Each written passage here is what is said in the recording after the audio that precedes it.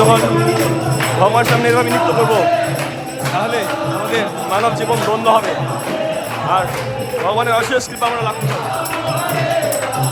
এইভাবে নৃত্য করলে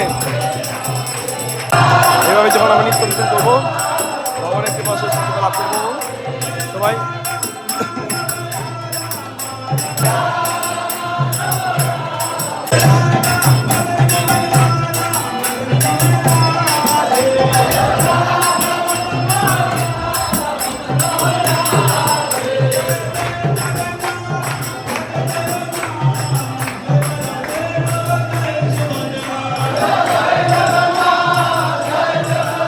পিতার সামনে যেন সন্তান নৃত্য করলে যেমন পিতা হন, ভগবান কি খুশি হবেন না? ভগবান কি নৃত্য করলে ভগবানের সামনে, এই জন্য সবাইকে ভগবানের সামনে নৃত্য করতে হবে।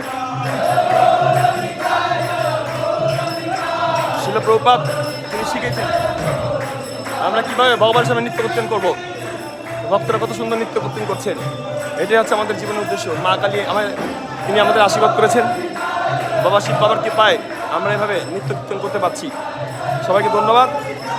হরে কৃষ্ণ হরে কৃষ্ণ।